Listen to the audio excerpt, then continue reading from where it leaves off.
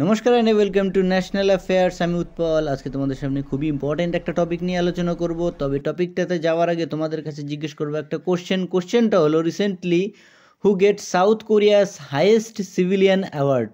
তো অপশানগুলো দেখে কমেন্ট সেকশনে তোমরা এর উত্তরটা করো। এর উত্তরটা আমি দিয়ে দেবো ভিডিওর শেষে। তো আজকে আমাদের যে টপিক খুব একটা ইম্পর্টেন্ট টপিক নয়, তবে তোমাদের জেনে রাখাটা খুব জরুরি। সেটা হলো ভারত 2025 সালের 30শে সেপ্টেম্বর তারিখে 500.89 গিগাওয়াট বিদ্যুৎ উৎপাদনের লক্ষ্য পূরণ করেছে, যা মূলত 2030 সালের জন্য নির্ধারিত ছিল। এটি দেশের নবীকরণীয় যোগ্য জ্বালানি খাতে এক ঐতিহাসিক সাফল্য হিসাবে গণ্য করা হচ্ছে। সৌর, বায়ু, জলবিদ্যুৎ ও বায়োমাস প্রকল্পের দ্রুত প্রসারণের ফলেই এই অর্জন সম্ভব হয়েছে।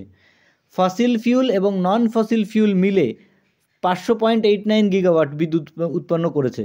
তবে ভারতের টার্গেট ছিল 2030 সালে মোট বিদ্যুৎ উৎপাদনের 50% নন ফসিল এনার্জি থেকে বিদ্যুৎ উৎপাদন করবে, কিন্তু এটা 2025 সালেই পূরণ হলো।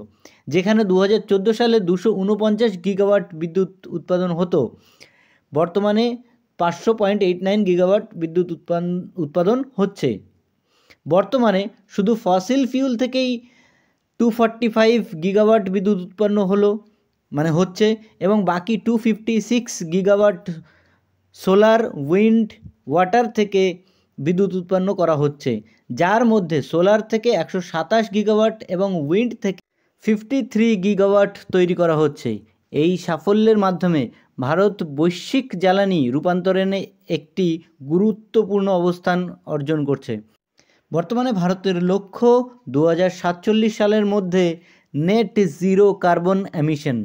তো এবার আমরা চলে আসবো আমাদের কোশ্চেনটাতে। তো রিসেন্টলি ডোনাল্ড ট্রাম্পকে পড়ানো হলো গ্র্যান্ড অর্ডার অফ মুগুনখা এবং স্বর্ণ মুকুট, যেটা চেয়ান মেচাং মুকুট বলা হয় এবং শিলা সাম্রাজ্যের অন্তর্ভুক্ত ছিল, সেটাকে কিন্তু ডোনাল্ড ট্রাম্পকে পড়ানো হলো। তো কাল